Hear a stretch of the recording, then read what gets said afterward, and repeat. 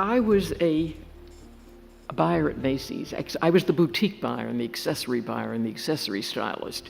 And that was a time when it was rare to be sent to Europe to make these purchases. But Macy's Little Shop was really the first boutique before that Bendel Street of shops. And they decided that, at last I can go to Paris. And that was absolutely thrilling for me. The composer, Jerome Ross, introduced me to Noma and Bill Copley. And I called up, and Bill answered the phone, and he said, "Oh, Noma." And I was very young, about 21. I said, "Noma, it's that girl. I'm going to invite her over. Man Ray likes pretty girls." I had never heard of Man Ray before, and I went over, and it was an instantaneous love affair between all of us. And I must say, the Copleys really changed my whole life, and Man Ray became part of the family. Roz Jacobs' introduction to American art patron and artist Bill Copley and his wife Noma in 1954 was serendipitous. It drew her into the reemergent world of surrealism at a time when the movement's artists had yet to find their professional place in the post-war art world. As Roz and her husband Mel Jacobs paved paths in fashion and retail marketing, they found kindred spirits in their newly discovered creative community. In Roz's own words, "I fell in love with the people, and then the art." We struck up an immediate affection for each other, which was continued by constant letters. Over the next several decades, the couple would amass a unique assortment of paintings, drawings, and prints by René Magritte, Roberto Matta, Dorothea Tanning, Max Ernst, Paul Delvaux, Yves Tanguy, Vols, William Copley, Salvador Dali, Hans Bellmer, and Roland Penrose, among others. They would acquire as well objects and assemblages by Marcel Duchamp, Man Ray, Joseph Cornell, and Mina Loy. Also joining the singular collection were photographs by Man Ray and his apprentice and personal and creative partner, Lee Miller. The majority of the works Mel and Roz Jacobs collected together were created by artists the couple had come to count as personal friends. A visit to their New York City apartment would prove to be a feast for one's eyes. Interest in supporting friends such as Man Ray, Duchamp, Tanning, and Ernst during financially precarious periods in the artists' lives was an impetus behind a number of the Jacobs acquisitions. The 11 rayographs in their collection, for example, were acquired over years of travels to Paris, each purchase buoying Man Ray's spirits and providing a personal memento of the visit. To Roz, the rayographs were magical. The Jacobs selection of unique rayographs dating from the 1920s to the 1960s traces the course of Man Ray's engagement with a cameraless technique that created mysterious, abstract images. The couple's embrace of his photography at a time in which the medium's status as a collectible art form had yet to be recognized was particularly prescient. They also actively supported the projects of artist impresario friends such as Bill Copley, Noma Copley, Lee Miller, and Roland Penrose. During Roz's regular business trips to Paris in the 1950s and 60s, she visited Man Ray and his wife Juliette in the sparsely furnished studio on the left bank they also called home. Here, she would admire the remarkable objects filling every corner. It was 2 bis Rue Ferrou, that's the address. And you walked into this great big cavernous space, but he needed space, and he turned it into a photographic studio. But to lower the ceilings, he had draped, I think, sheets across the ceiling, very short sheer curtains. He screened off the bedroom area with this great big screen. I think it was called The 7 Days of Juliet. And I remember coming in one day so exhausted from having worked for Macy's that I even went in and took a nap. Despite Roz's great appreciation of Man Ray's wit and his work, it had not occurred to her that she could actually acquire something for herself.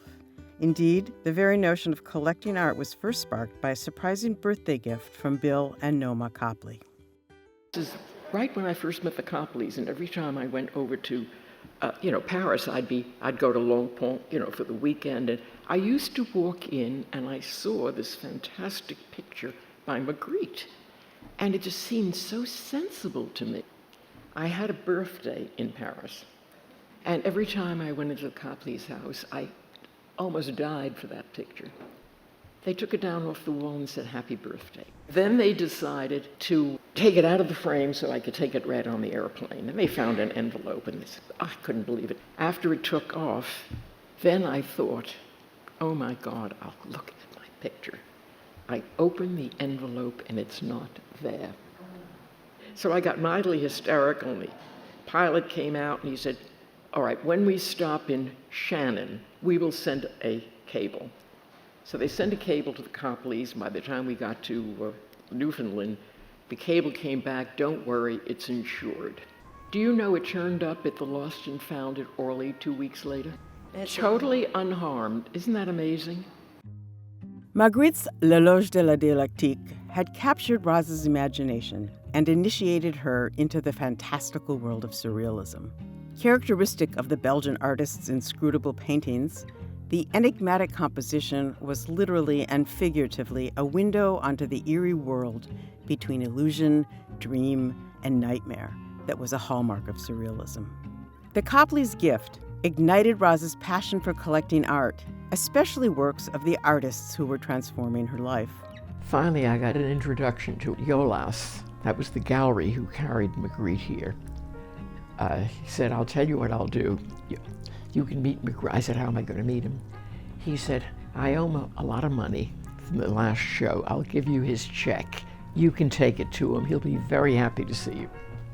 And I just spent the whole day with him. He showed me his work. Well, I said to him, could I buy something? And he said, well, I can't sell you anything because I'm tied up with Jolas, but anything that I've done before Jolas, you can buy. And I did buy one little thing. How stupid, I should have bought several. Although Magritte remained an artist of great interest, the person who would ultimately define their collection was Man Ray.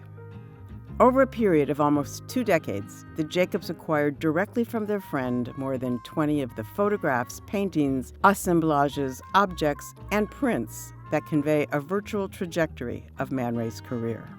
As their friendship grew, so did the Jacobs' appreciation for the multifaceted nature of the iconoclast's creative endeavors. In 1959, the couple acquired Man Ray's Julius Caesar, their first major purchase of his work. It was one of 23 paintings in the Shakespearean Equations series the artist produced while living in Hollywood during the war years.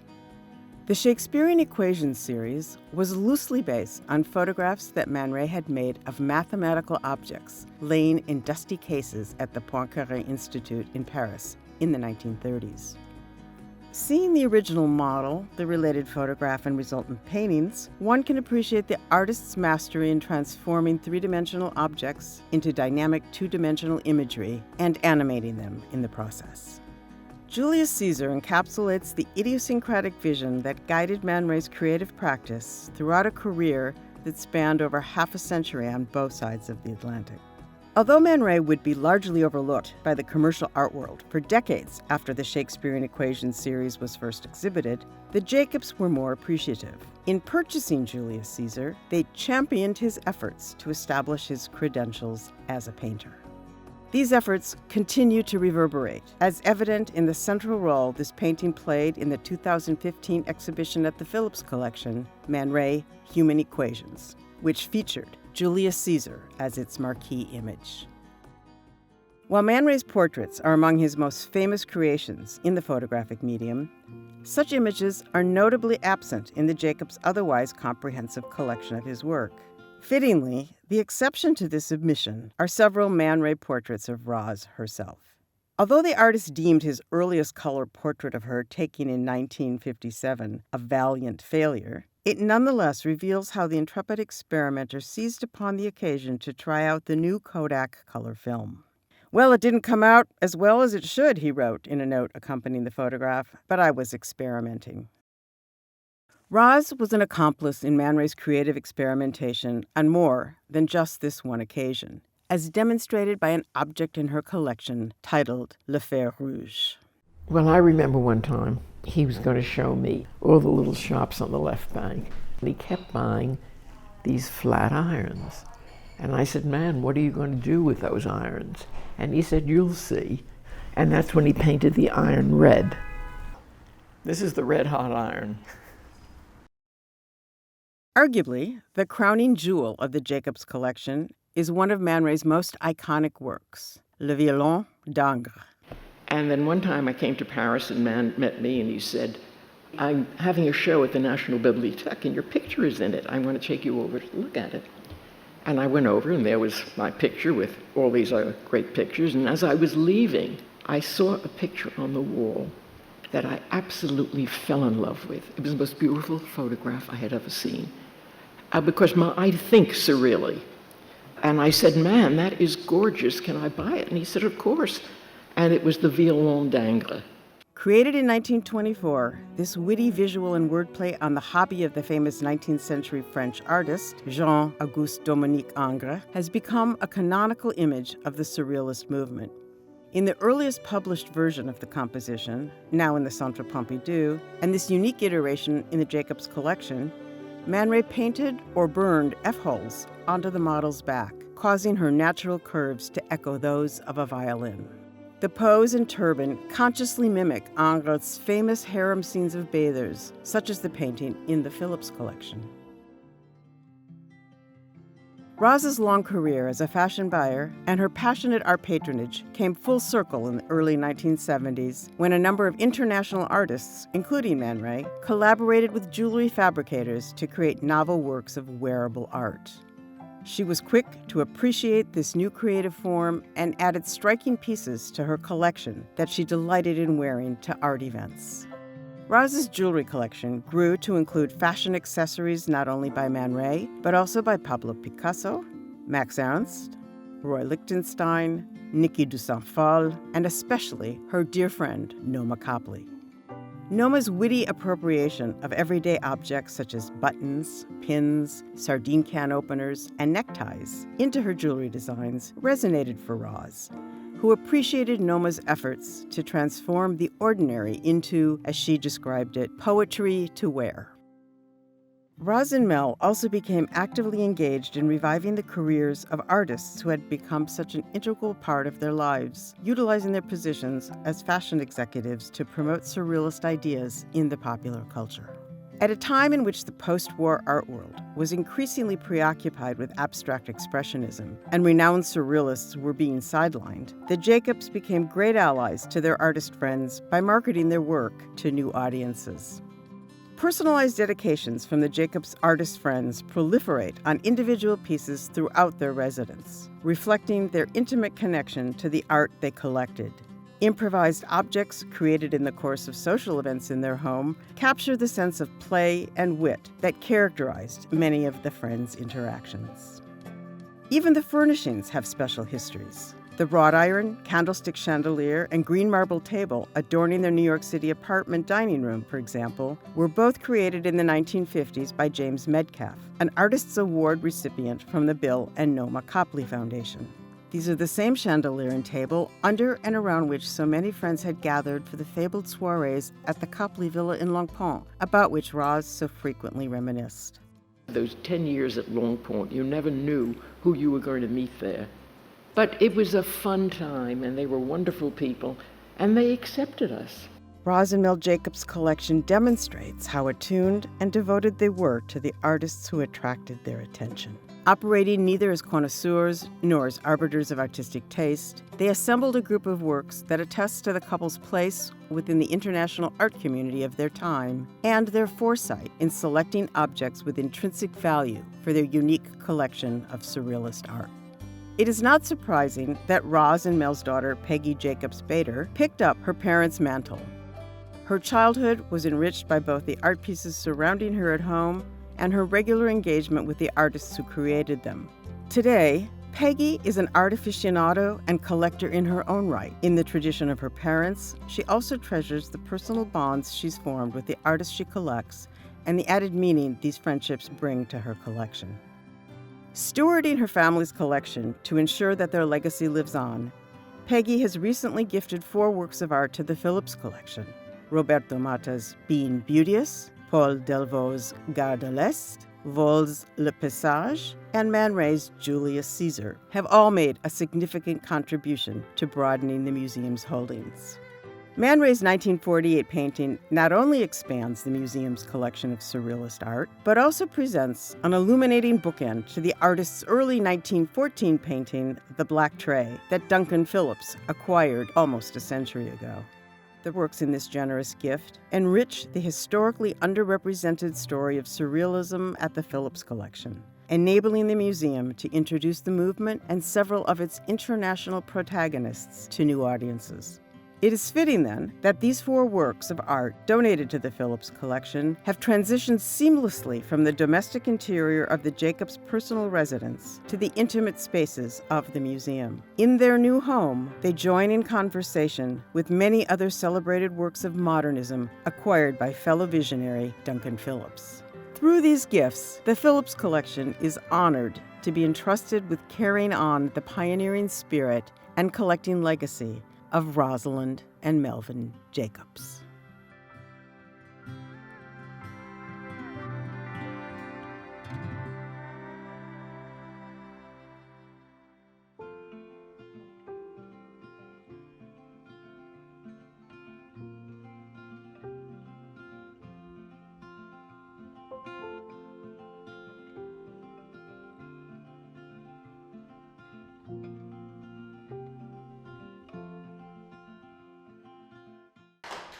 Well, thank you all for joining us tonight for the premiere of this film, which has truly been a labor of love that the 3 of us and all of our collaborators who've been involved in sourcing images and assisting us in every aspect of it. So I hope you enjoyed it. We had a lot of fun putting it together. So you might think launching our Conversations with Collectors series with collectors who are no longer with us, namely Rosalind and Mel Jacobs, might seem a little unusual. However, we're very lucky to have the opportunity to have with us 2 people who are very versed in carrying on that conversation. And that is, of course, Peggy Jacobs Bader, the daughter who you were introduced to in the film, and their collections manager, Maura Collins, who has been a long-time collector. We will hear the role that she has played in helping to steward this collection. So we've put together for you a little tour, a virtual tour of the archives of the collection, the little pieces that it gives us glimpses, that has really opened up for us, and we hope to you, incredible stories behind the evolution of this collection and what we've learned from mining the archives. So I would like to begin. First of all, just to point out the title of our conversation, Stewarding the Rosalind and Melvin Jacobs Collection of Surrealist Art. And that'll provide a framework for us here this evening. So before diving in, I actually want to put you on the spot, Peggy. We had a wonderful conversation as we were sort of trying to get ourselves transitioned from all the anxieties of putting this all together and preparing for today. And you made some really interesting comments about what you discovered working on this project and on working with the archives. Could you share those with us? Yes. So the process of creating this tribute truly transformed my understanding of and my appreciation for the value of the archives on many different levels. Before the Phillips tribute, I really saw the archives more as a repository for letters and memories. And you can see some here. There's a photograph of my father's office, and that little bed is where Man and Julie used to stay when they would come to New York. There's a postcard from Man Ray to me and a photograph that Man took of me with my cat Sam. They were all in boxes. And these were just things that I had grown up with my whole life. But when you're putting together a story of how a collection is created and what went on behind the scenes, the archives really sort of took something that one could look at as nonfiction and made it very historical, because the letters that went back and forth were, did he have a cold, and was my mother bringing aspirin to him? And it just really changed everything, and I think it's enhanced very much the value of the entire collection. Well, one of the things that was really striking to me when going through the archives was how deeply intertwined your mother's and father's lives were with both their retail work, their professional careers, their art, their relationship with other artists, and the art that they collected. But so one of the things that was for me striking is I learned a lot from the archives about your father, who unfortunately I never got to meet. But one of the things that I was really, that was pretty cool was he had his retirement party from Saks Fifth Avenue. He had a very prestigious career. And in his retirement party was hosted at the Metropolitan Museum of Art. And so these are the kinds of things in digging into the archives and learning more about the story behind the people behind the collection that was actually really exciting for me. So, did you want to talk? Next slide, please. Okay. Peggy was going to talk about. Yeah, we're waiting for the next slide. Next slide, please. Yeah, but for some reason this slide, there we go. So you were going to tell us a little bit more about the backstory of your parents' relationship and the story of how they started to collect art. Well, my parents were definitely kindred spirits, and my mother met the Surrealists first in 1954. She met my father in 1957, and he was welcomed into this group immediately. They were married 6 weeks after they met, and somewhere in that very short courtship, they managed to make a trip to Mexico to visit Noma and Bill, who were there at the time. My father took my mother to a bullfight and proposed to her there, which I think rather surprised her. And she asked Noma what to do, and the famous line from Noma was, "Well, if you don't marry him, we will." So when they got back to New York, Noma and Bill accompanied them to City Hall. They eloped, they got married, and thus began their collaboration really as art lovers and collectors. So how did the collection actually begin? I guess I could add there that the collection, as we saw in the film, really began with gifts. The collection began with gifts in the Les Loges de la Dialectique in 1955 as a birthday gift to Roz, and then they present from Bill and Noma, and then they later presented this Autre Son de Cloche, the painting on the right, the oil, for their wedding gift in 1957. So while it began with gifts, I think that really catalyzed them. There's wonderful pictures in the archive from their early days in the apartment, living with the art, to really start developing their own taste, their own eye, and certainly Noma and Bill gave them a lot of guidance. We see all that in the letters, and an access to the artists within their circle of friends. And they developed their own eye, and that another piece of documentation I have is that by 1965, I have Mel's fine arts insurance schedule. By 1965, just really not more than less than 10 years later, they had amassed 59 major works of art in the collection. So they got very serious very quickly. So can you tell us a little bit more about working with the collection yourself and how long you've worked with it and what a collections manager is doing in the collection?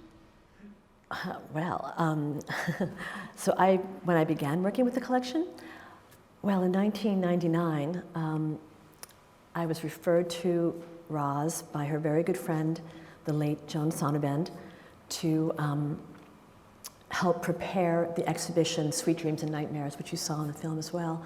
That was really the first presentation of the Jacobs Collection by Bonnie Clearwater, curated by her when she was director at MoCA Miami, and Roz was on the board of trustees.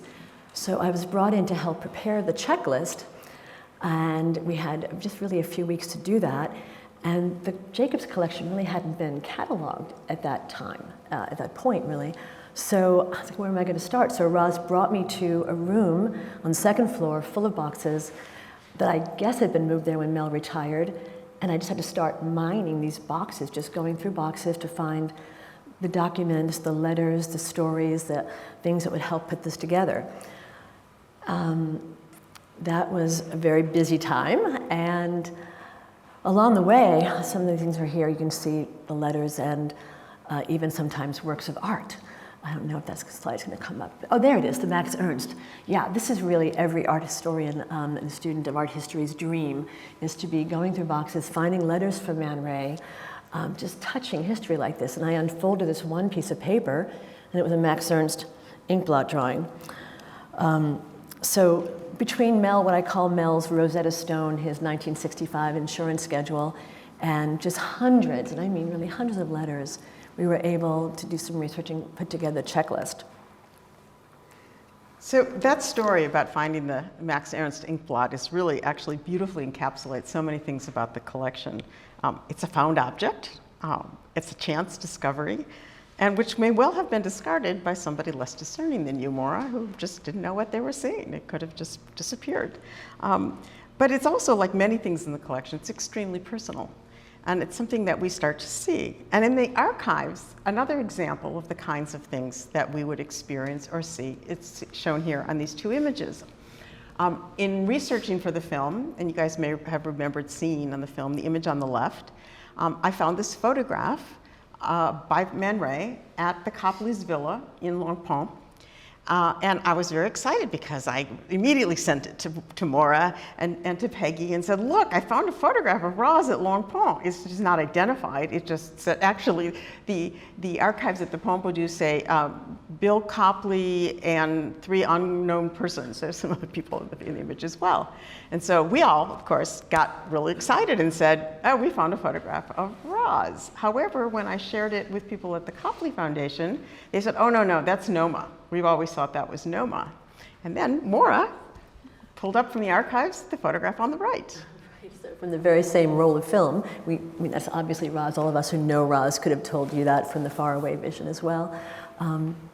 Yeah, so that's just the way these things go. I mean, the thing is, the Copley, the Jacobs archives have always been very open, which is wonderful. Once we completed them, Roz had many inquiries, people coming, scholars coming to look at them, and it's always been open, and this kind of exchange, like your documentary, Wendy, really helps to bring it together and share the information, share the scholarship. So, share about the experience with the archives a little bit? Having Maura to work with has been an absolute lifesaver. My mother loved going through these archives. They were in boxes, they were not organized. She could flip through them, very, very easily, and did so with great frequency. People always think that I know the names of every single painting in the collection, but I really don't. I know very little about it. It's the art that I lived with my whole life. And somebody will say something by name, and Maura whispers, "Oh, that's the Magritte with the horse and thing." And then I know what everybody's talking about.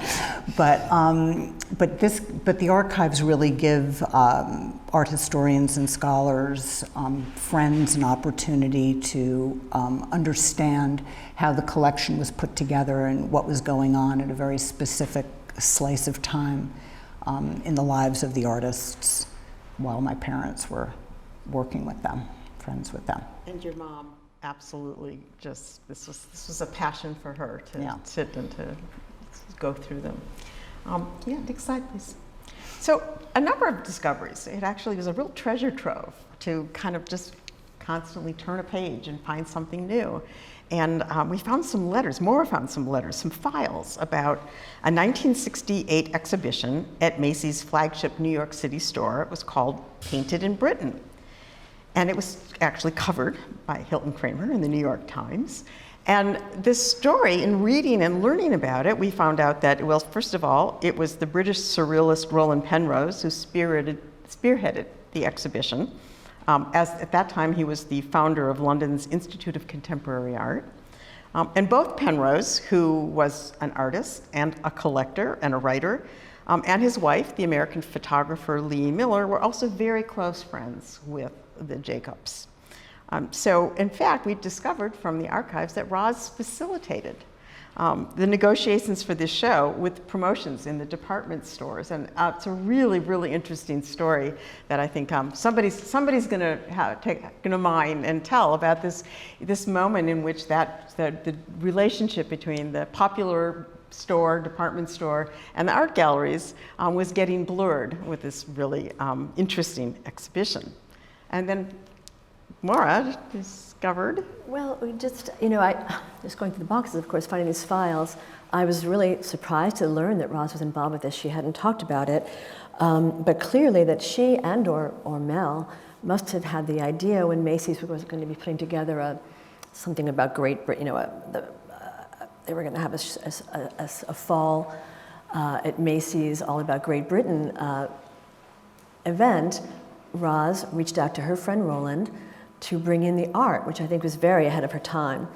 And along with that, they seem to have created, you can see there's a sort of print here of the Hackney painting alongside the article from the Times.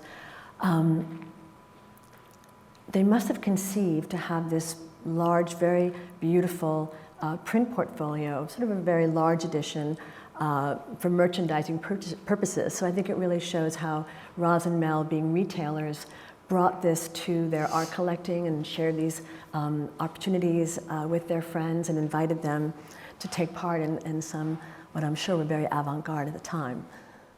Thank you. Well, and speaking of Roland Penrose, I just, this kind of constant interconnectedness, it's kind of this like maze that you go through and turn around a corner, and around every corner there's a new connection and a new relationship. And in fact, there is a work in the collection by Roland Penrose, which is an homage to Man Ray that was created in 1976, the year Man Ray died. And so they were all really this very connected circle of artists and friends and paying homage and together. And this actually Penrose gifted to Roz and to Mel. And it's a really important part of their collection to continue those kind of interconnectedness that's there. So interconnection is really a major theme. And we're going to take a look at a few examples where in particular the connection with the kinds of collaborative practices that resulted in terms of the Jacobs relationships, particularly with Bill Copley. Well, this is absolutely one of my favorite pieces in the collection, and the way when Maura was talking about the 1968 show at Macy's, where art came to Macy's, this is an accidental art piece. When my father was working at Bloomingdale's, the store had purchased these girdles. I'm not sure what the occasion was, maybe it was 4th of July, but there was something wrong with the girdles and they had to be returned. And there must have been a conversation between my father and Bill Copley about the girdles, because there were all sorts of, inappropriate jokes that always went back and forth between everybody. And the next thing we knew, Bill had asked my father to do what he could to get him as many girdles as possible.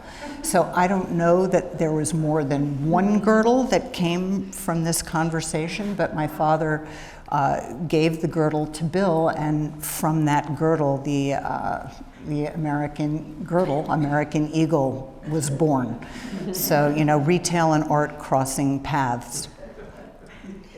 And other great stories. Yes, and it's not the only one either. So we also found in the archive some letters.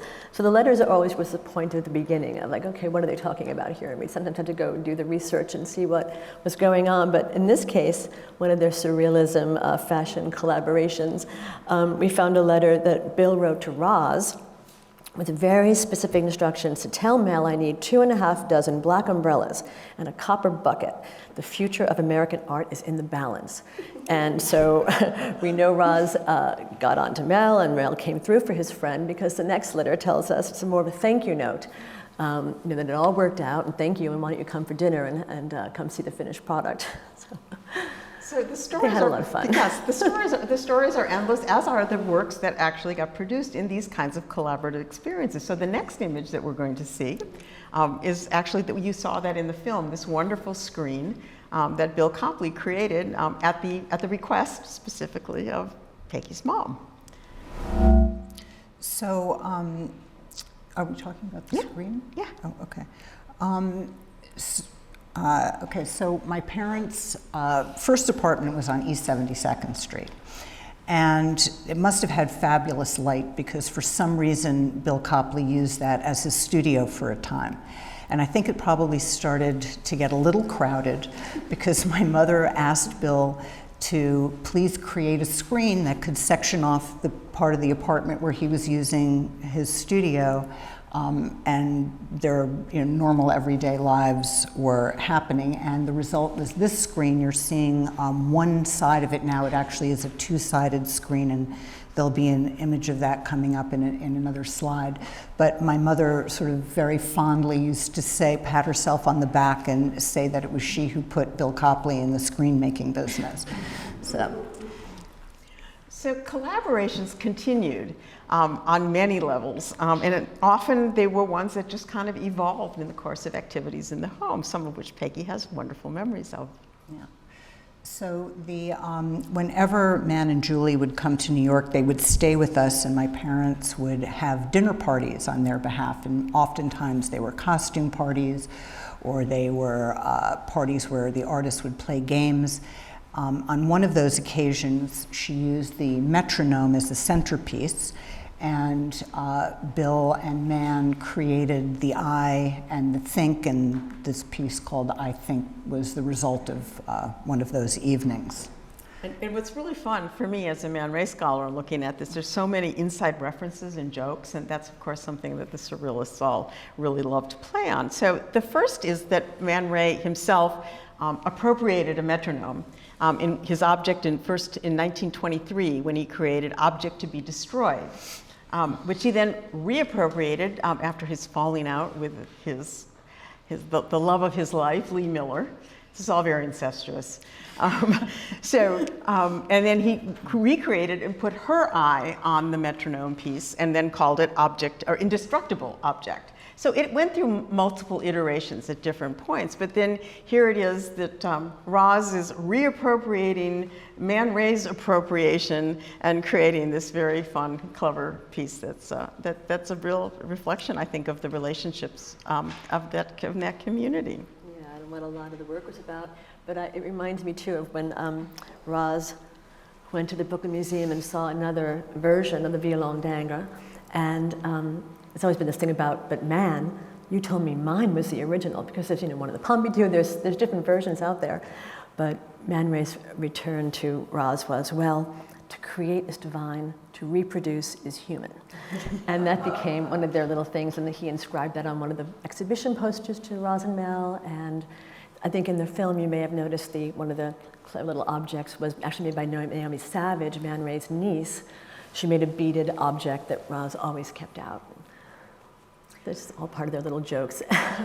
So for managing the collection, Maura, we've seen a lot of the kinds of the archiving, the conserving, the creating pieces and documenting things, but it's not all just sort of on that level. There's also times in which you've been more proactive as a collections manager, taking certain kinds of activities to take some more responsibilities for. And in fact, what comes to mind is the example.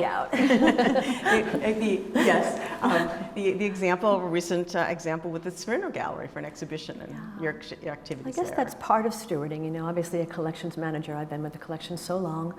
I know the work very well, and I know the stories, and I know that Roz loved this piece by The Cause of Thunder by Richard Humphrey, and I also learned in the letters that it was purchased through Roland Penrose by Mel to Roz as a birthday gift. And we were approached by the David Zwirner Gallery, a very fine gallery in New York, they mount beautiful historical exhibitions. They were going to be doing a show, it was in 2018, called Endless Enigma, 8 Centuries of Fantastic Art. And when the curator was telling me the theme around Hieronymus Bosch, I just knew I need to get this painting into the show. They wanted to borrow the Julius Caesar, but that work didn't really need the exposure. That's more risk, from a collections manager's perspective. If they wanted the Julius Caesar, I wanted them to take this piece as well. And it took a little persuading, but in the final analysis, they took it. And when Roberta Smith went to review the show, she selected that painting for the Friday art section, color, dead center, large spread, as a not-to-miss painting by an unfamiliar artist. And it was just such a happy outcome, because that was definitely putting my neck out, but I also knew how much it would mean to Roz, to the painting, to the value of the painting, and to the whole legacy, really, of Penrose and the Portal Gallery and all the things that could easily be forgotten if we don't, bring them out. It's also a very small piece. It's really only about this big, so. It's true. It's big. It's smaller than that image there. Well, so when Roz said, as you heard her say, I think surreally, she really meant it. And that not only for her was not even just it really was her worldview. And she presented everything for her, not just what the art on the walls or the art that she collected, but the clothes that she wore, the jewelry she collected, and the decor in her home. So you can just kind of look around, sort of the way that her whole life was just totally intersected of this kind of way that she approached. And some of these stories have very interesting behind them. Well, a lot of what we see here is Fornasetti, which is a designer that is much more mainstream now, but when my mother discovered him back in the mid-60s, nobody really knew who he was, but her job at Macy's was to find unique fashion and home accessories that would set the store apart. And on one buying trip, she discovered Fornasetti, she brought back items for Macy's, and I think a lot more for home. But there's definitely a very, very clear intersection aesthetically between, the eyes of surrealism and what Fornasetti was doing. So there was very little differentiation, I think, in the way that my parents looked at the world, looked at their jobs, and looked at art, which, really made for a very intriguing way of growing up and an aesthetic of growing up. The other thing that I would say is that my parents really did look at everything, through the eyes of fashion. That was what they did and what they loved. And going back to the Julius Caesar that now lives at the Phillips, you can look at that mathematical form and very easily see a mannequin and, a pin in the top and, coming out of the neck and the mathematical equations on the blackboard. My father happened to be a math major, so I'm sure he loved seeing that, and the whimsy that none of those mathematical equations made any sense. So it all does loop. That's good. So I wanted to take a little bit of a not so much of a detour, but to bring in several people women in particular, who loomed very large in Roz's life. And you're seeing here that's Roz on the left, and on the right is Lee Miller, and in the middle is Noma Copley with Juliet Man Ray behind them. And all of them are actually at Farley Farm in East Sussex, the farm that was owned by Sir Rowland Penrose and Lady Penrose. And many activities that took place. They were it was sort of like the Copley Villa in Long Palm, but this is like, across the channel on the other side of it. It was a mecca for many creative people to come together and to hang out. And there's just famous, stories are how Lee Miller basically, at this point, had given up her career as a photographer, and she had dedicated everything into becoming a culinary gourmand and cuisine creator in her kitchen. I still remember Roz. In fact, I have Lee Miller's recipe for salad dressing that your mother shared with me. Is that why her salad dressing was so good? It was Lee's. Okay. So there's great stories of these women, and I think it's really important that we bring this into the story. I know that in the way that we constructed the film, that it really was bringing this kind of narrative of the early collection, and unfortunately, both Noma's jewelry, which was later, but also during this time, Lee was not photographing any longer. In fact, nobody really knew about that aspect of her career. But their dynamic and their relationship, I know, Peggy, you've talked a lot about, particularly your relationship with Noma has been watching very influential. Yeah, and very influential on both my mother and my father. Really, starting with the gift and giving them sort of permission and opening the door for them to buy. I mean, if Noma called my father and said, "Gee, Mel, there's this fantastic artist, you've got to see their work," he would inevitably say to her, "Pick something fabulous for me. I can't go right now, but I trust you." And I think that's exactly what happened with the Via-Selmans. Yeah, I think that's right. Yeah, interesting. Yeah, So in the next slide, you can actually see that although Lee Miller's photography was not known at the time when they were friends. Subsequently, largely through the efforts of Lee and Tony's son, Lee and Roland's son, Tony Penrose, who today actually is actually shepherding the estate of his mother and father, began to put Lee Miller back on the map. And her photography. He went up to the attic and discovered boxes and boxes of all these wonderful things. But even before his, the recognition of Lee Miller's incredible career as a photographer really became known, Roz at the Whitkin Gallery in New York just happened upon this photograph. And it was really important to her. She just grabbed it. It was like, oh my God, what a treasure, what a find. And so this is a way just to kind of show the continued loyalty, the idea that this was somebody who she would continue considering a friend. And also, her passion, I think that Man Ray really attuned her to appreciation for photography. Well, it's a wonderful piece. And so she bought this in 1980. And to complete the circle, we learned that the provenance of this photograph, it came from the Julian Levy collection. And Julian Levy was, of course, the great American art dealer who really brought surrealism to America and had a very important show in the 1930s. But I also love that I found another letter in there from Tony Penrose, Lee and Roland's son, to Roz. I guess Roz let him know that she bought the piece. And he told her that Charlie Chaplin called Lee Miller his favorite surrealist. So I think it's just these stories that are stories, but they're also facts about the collection that are backed up in the archive. I think they really enrich the objects and they enrich the story and help us understand a lot about surrealism. And just Roz really liked to keep around her friends. These objects really were like talismans for her. The collection is just so personal. It's hard to imagine a room just full of your friends and in the form of artworks. She always say that. She said, I don't collect art, I collect friends. Mm-hmm. And that's, this world was all very, very personal to her in terms of what she collected. But if we look at the next slide, I imagine that some of you were kind of wondering, because we never talked about it, but you saw in the film several pieces peeking out behind different walls around the corner in the backdrop of more contemporary artists. And in fact, the story continues.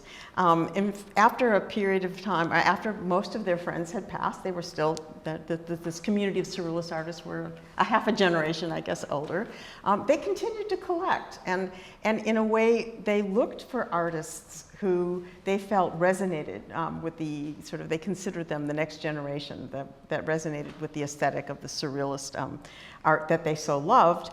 And so actually, if we're looking at the right, the Gilbert and George view, they went to London in 1984, and they actually purchased this work just a year after it was created. And it was just one of the works that basically started to seed some of their efforts to continue to expand their friends and their circle and different works. And then, of course, I also wanted to say the other side of Bill's screen is with the blue with the white birds. So you can see that there on the right. So. Yeah. And the other work that you see peeking around the corner on the left, and we'll look a little bit closer at that, is by James Casevier, another artist who subsequently joined the collection. So there were additional works starting in the 90s. Roz kind of ventured out, and she started to acquire the work of several other artists, including Candida Hoffer, Bernd and Hilla Becher, and Dove Bradshaw. You want to share us the story about the Dove Bradshaw? Well, this work on the right, the fire hose postcard, that actually was a little gift that Dove gave to Roz on the occasion of Roz donated this conceptual work that Dove created in 1978. It was called Performance. So Dove is a conceptual artist. She really very much in the Duchampian tradition. In 1978, she walked into the Metropolitan Museum of Art and put a label up on the wall of a fire hose on the northwest mezzanine of the museum. And then she surreptitiously put into the gift shop 1,000 of these postcards, her own edition. She called it the Guerrilla Edition. This is an artist proof she gave to Roz, but they became very good friends, and over a period of time, they hatched this little plan that Roz was going to gift this fire hose in their hallway back to the museum. And it took a while, but they finally prevailed. And Roz made the gift in honor of Mel, which I thought was really beautiful. And that wasn't even completed until almost 2006. So then as a gift, Dove gave back to Roz this postcard from the very original edition. So I really love that piece. It's hard to understand, it's just a little piece, but it's full of a lot of history and a reflection of a collection.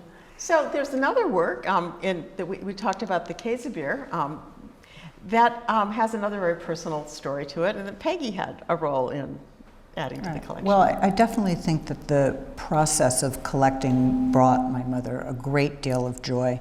And she did continue to collect for a time more contemporary artists. With regard to the images that we're looking at, the one on the right is my daughter when she was probably about 5, and Jim's Quesabeer piece is behind her. I had become friendly with Jim, and he had a show at Sean Kelly Gallery in 2001, so I invited my mother to come with me, and she also fell in love with his work.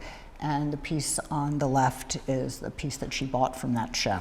So we both shared a piece of art. Well, an artist, you shared an artist, artist. yeah. And actually, your experience with relationships with artists, something that I know you've talked to me about before, about how much that idea of relationships with the artists and for the art that you collect has something that's been influenced by your parents as well. Yeah, unquestionably. We came at it from 2 different directions. My parents, met artists before they started collecting, but the experience I had in life was that, artists being in the home was a very normal, natural thing. So, and I also couldn't imagine living without art in my home. It actually means a lot to me to be able to look at art on a daily basis. So when I started purchasing art, I also found it very important to meet the artists whose work that I was buying, because what I was going to say, the art became a friend. So you sort of want to know who's created the piece that's touched you in such a profound way. That you want to live with it. So we ended up in the same place from coming at it from 2 different directions, I think my parents and I did. And I think that was really an incredible gift that they gave me to appreciate not just the actual object, but also the artists that created the object and who they are as people. And yeah. Well, my final question is going back to the changing of the guard and the question of stewardship that we started with. So I know, Peggy, as you've shared with us, that for most of your life, the art in your family collection was just, what adorned the walls. It was part of your life. It didn't really think a lot about it. But now in the last couple of years, I know you've started working more closely with Maura and taking on, and have now, since your mother passed, of course, the passing of the mantle and the baton to the legacy of the collection and stewarding the collection. So I'm wondering about how this process has changed your appreciation of the collection and your attitude towards working with Maura. I'll start. I'll start. I'll let Maura wrap that one up. Yeah, it's been rather daunting, to be perfectly honest. It would have been overwhelming had it not been for Maura as the collection manager. Working with the collection for well over 20 years, I mean, she really knows it in and out. And that has created a very, very, very strong foundation. It is an international collection with international artists and domestic artists, but I never thought about it much more than it being my parents' collection.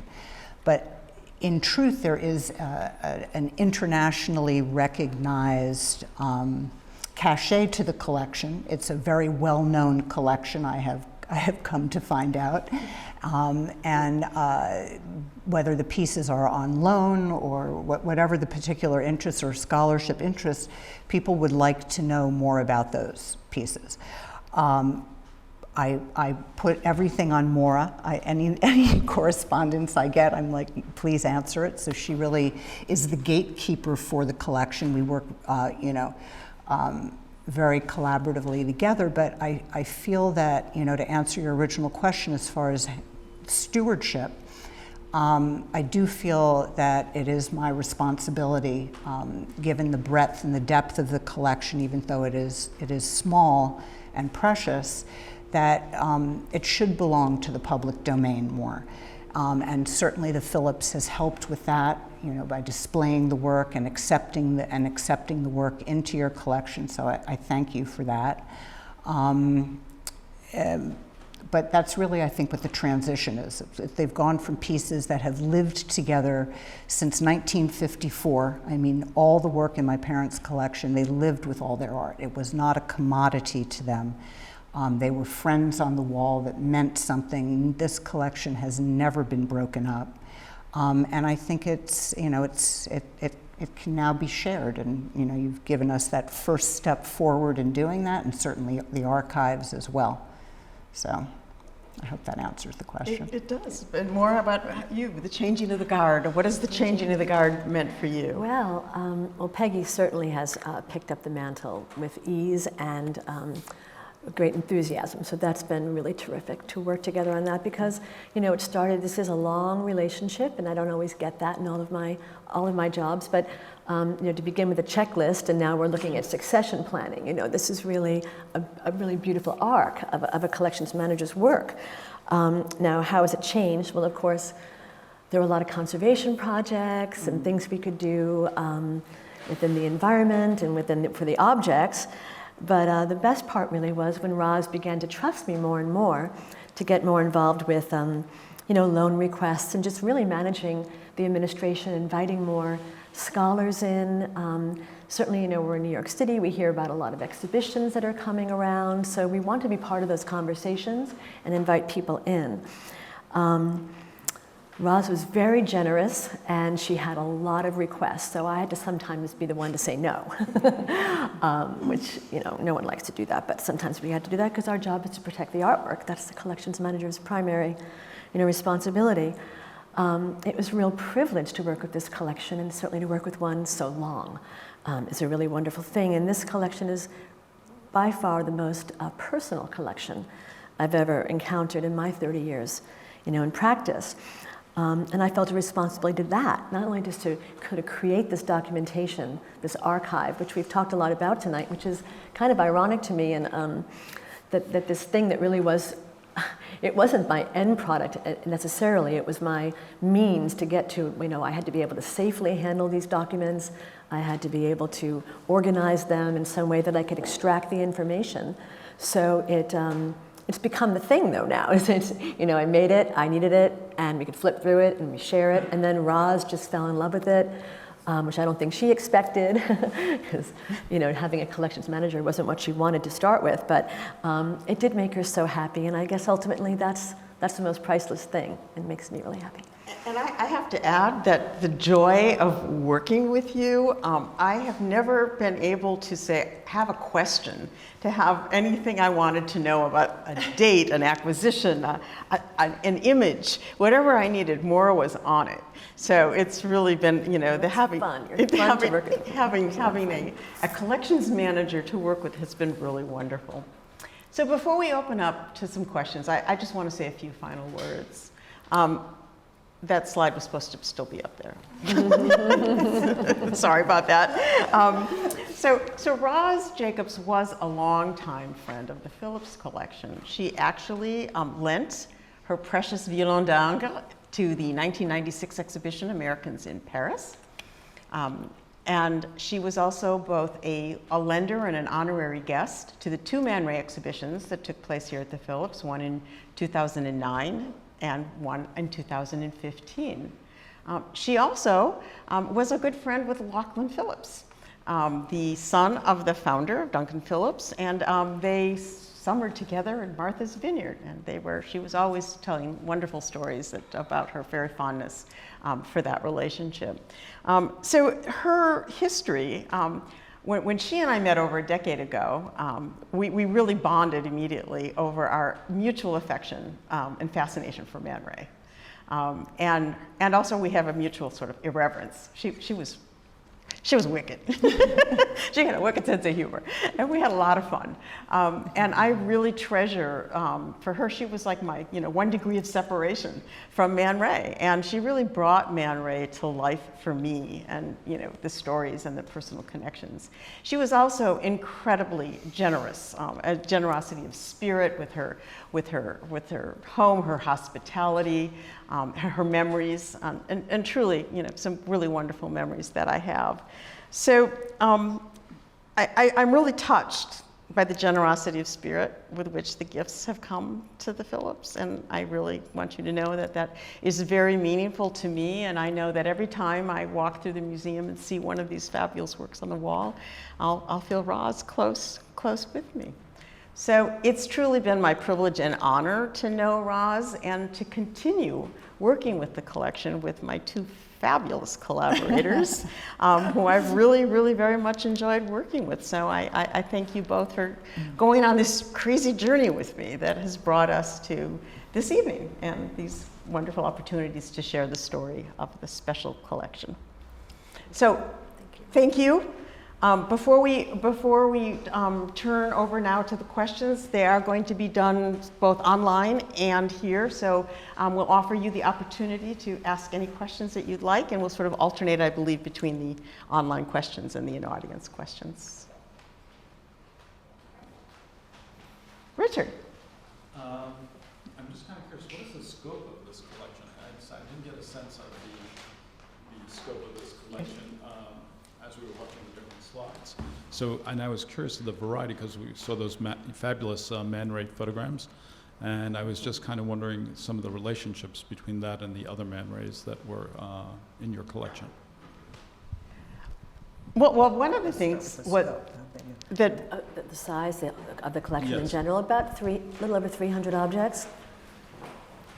But in particular about the question of Man Ray, one of the things that we kind of brought it up briefly in the abbreviated film is it was really personal. It's like every time they would go over there, they'd say, your mom would tell a story, she'd say, the apartment was really cold and they needed some money to eat, so I bought a rayograph.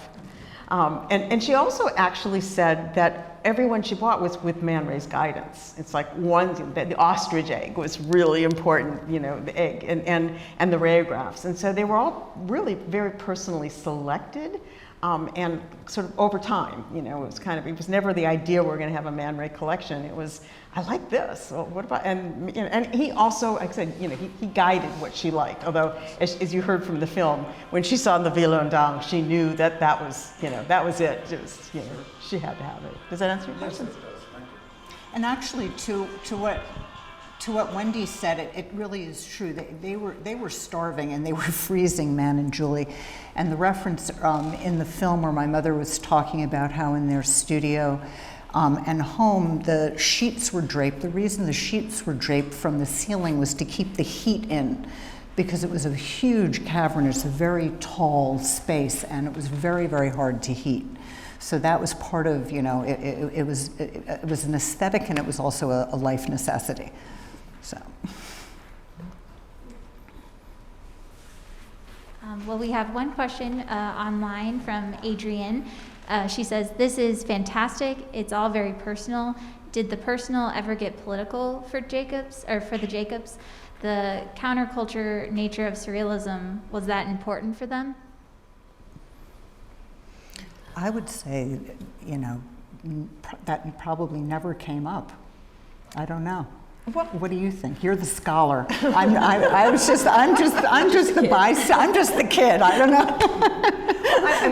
Adrian's question, the personal being political, and it's absolutely right. Yeah. For the surrealists, it was very much a political movement, and so I guess it's sort of in a way. Interesting question. It's a very interesting question. But I also think that in the same way that there was no separation for them. I don't think that they kind of separated that. You know, I mean, they were clearly very much engaged with, you know, the activities that were happening and you know, supporting the artists. But I think that also, you know, if I sort of think about that, when you loop it back into the retail world and holding the exhibition for the British artists, or bringing, you know, art into the retail space, which was a much more, you know, much more for mass consumption, then I suppose one could say, yes, there was a certain politicalness to it because it was important to them to promote, you know, this aesthetic. Yeah, I think if you think about them collecting in the late 50s and the early 60s, very much in the post-war period, that was such a period of optimism, I think, and there's just, it was a good, you know, things were good, and I think, I don't know, I think I see it that way too, about the retail life and just. Yeah, I'm about to share an anecdote that probably is going to get me in trouble, but I'm going to do it anyway. One of my favorite stories with Roz is, you know, she said she was, you know, generous to a fault and loyal. And she was really indignant over an experience that had happened for me when one of my exhibitions went to another place and I was not treated, she didn't think, very, very nicely. I wasn't invited to go and speak, and there was a limited budget. So she offered to give she would not go to the museum unless they invited me to speak, and she offered to pay my honorarium in order to make that happen. And when they refused it, her response was, "Well, ask them if they'd accept it if I paid in Confederate dollars." I don't know if that's. Yeah, that was her political commentary. I don't know. They didn't accept it. Never happened. Hi, thank you for this and for the film. It could have been 3 times as long. It was very interesting. I'm just curious, this is a question for Peggy. If you could choose one work of art from the collection that you would never part with, what would it be and why is it so meaningful to you? I could tell you my son's answer.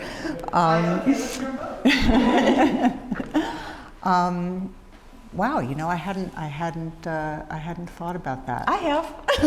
I'm sure you have. You got your favorite. You got the Julius Caesar. I meant about ones that I really want you to keep. I'm going to think about that for a couple minutes. Okay, go ahead. I even know Elon's favorite.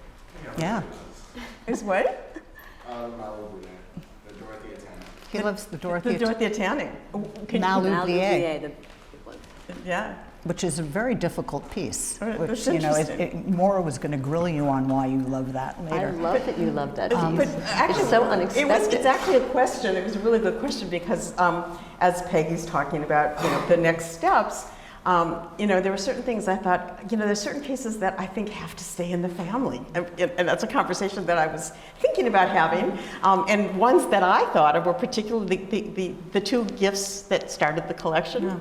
You know, the 2 Magrittes that are so personal to the story of the family, that the idea that anybody being at any place else other than, you know, a place that it was, that meaning was understood. Yeah. But to answer your question, I think I would have a very, very, very hard time living without all the Bill Copleys. I love that work. And you know, that's what would come to mind. The girdle. No, not the girl. I think, you know, I like his women figures and, you know, all of them. I don't know why, because Bill was so pivotal, but that really, to me, is sort of the centerpiece that everything revolves around, personally, so. Interesting. We don't have any more questions online just yet, but if you have any more in the room. Behind you. Oh, so sorry. Yeah, I'm just curious, growing up in a house, you know, in a surrealist art museum, you know, how was that for, you know, when your friends came over? Or, or what did you think when you went to their houses and it was, you know... Yeah, void of that. Posters or bad family pictures.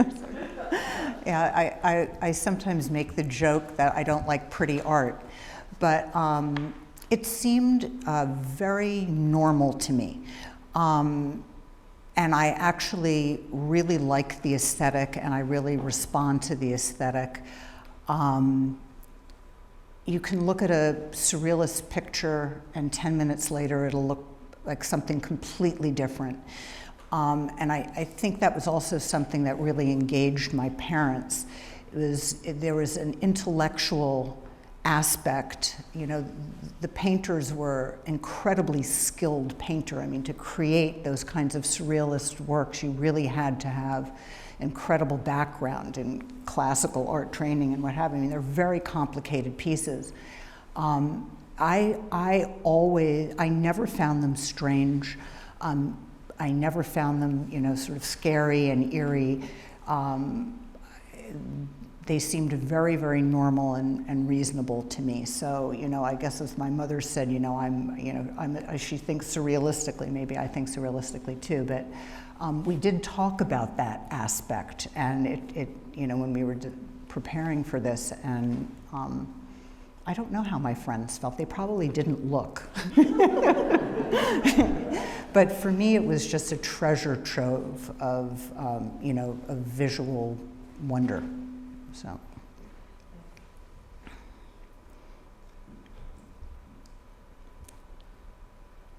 No other questions? So I have a question. So collections management, that's where we started, stewarding a collection. So Maura, this is just one of many collections that you have stewarded and continue to steward. And so you just mentioned briefly, though, that you said it was like intensely personal. Mm-hmm. And can you just say a few more words about like what it is about working on this collection that makes you feel that way? Well, truly, most collections are personal, and you know, so that's true.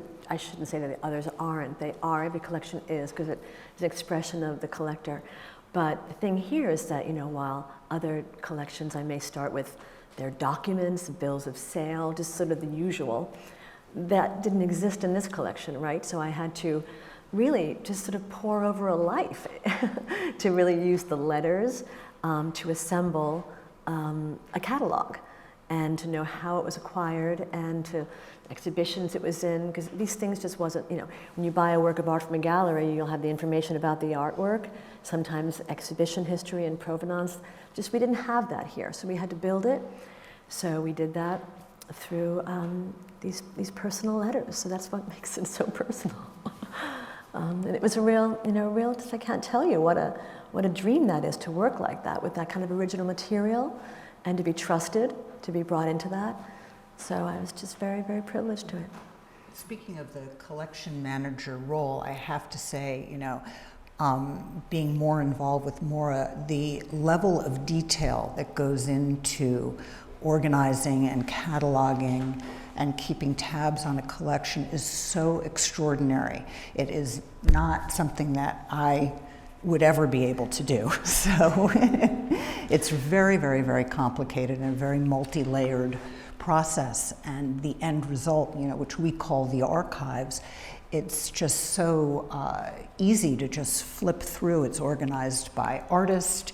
It's chronologically organized under artist. It really makes it very simple to pick your way through and weave your way through and find things. I also have to share, I guess probably the three of us are dangerous together in terms of the incredible dedication, but also the high level of expectation. So actually, like, yeah, we could not have created this film without Maura's hands on, I need this, is there that, you know, how do we find this? And just bringing things up to keep telling this story. But it really got to the point where it's like yesterday, you know, when we're down to the, you know, the last minute of this, and we've decided that we have the work by Magritte that's in there, and Maura says, yeah, but we don't have the letters. We haven't shown how important the letters from the archives were to tell us the story of the Bonjour, Monsieur Magritte. Yeah, the piece that Copley made. That Copley made with the umbrellas and the coats and all this. So. Peggy, so you sent me to go find the thank you note, and looking for the thank you note, I found the letter where he, demanded that my mother get for my father the umbrellas. So it's very addicting. It's really is. very addicting. I couldn't get out of the apartment, and that also exemplifies how these archives have changed for me. I went from flipping through them with my mother, sort of as a nice thing to do while she wanted to show me this again and again. And now, it's taken on a completely different life. And I see all those things in a very different way. It is fun that once you It's start, so much once you fun. start sleuthing around, it's endless. As the daughter of a collector, what kind of art are you collecting, if any? What kind of art? Well, I would say that I started off with photography. And I should note to that the work that my mother collected, after my father died, was also photography. It's interesting, but I have photography. Lorna Simpson, who's also a very close friend, Bob Tabor. We have paintings now by Hector Frank. You saw a picture in Havana. I think a lot of the work that I have has words in it. It has faces and eyes. I mean, there's no doubt that I've had a certain influence put upon me, but yeah. It seems that we didn't really notice that we've collected from a variety of artists things that seem to look like puzzle pieces. Yeah, that's true. People, but we never realized this until recently. Yeah. And So. Wendy, how often? So you can take the mask before. Yeah, thank you. It's just easier. Thank you. So less surreal. How often do you get a collection that has an archive with it? How often do I get one? Well, I mean, as you're a curator, when you acquire for the Phillips Collection, I mean, how often is it that collectors actually present you with the context as you have in this particular case? Well, it's a great question, and maybe one of the other curators from the Phillips could probably answer that better than I can. I don't know if you want to address, like, when you're dealing with the kinds of questions. I to confess pure transparency, I'm a Curatorial Associate, and I come in for great projects like this, and so I don't really have that breadth of experience. But I don't know, Elsa or Klaus, do either of you want to address that?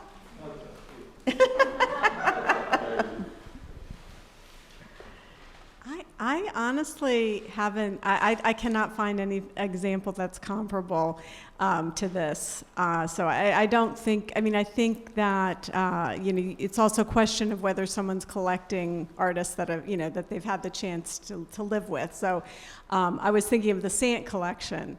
And of course, those artists weren't living by the time they were collecting them. So, the idea that you could be having this incredible rich wealth of letters being exchanged was what I was just really, like, as a curator, just kind of going gaga about. So, from what I've experienced, I can't think of a lot of other comparable examples. I don't know about you, Klaus. Yeah, I would say it's very unusual because many collectors have records, but that's not an archive per se, and it's like Duncan Phillips, of course. We have an amazing archive because he also was friends with many of the artists that he collected, and there's letters, many personal letters, in addition to the records of sales and stuff. So that's quite rare, and it's very important. It's incredibly important from a scholarly aspect as well. So, these are the kind of things that you also find at the archives of American art, for instance, and the Getty and other places like that.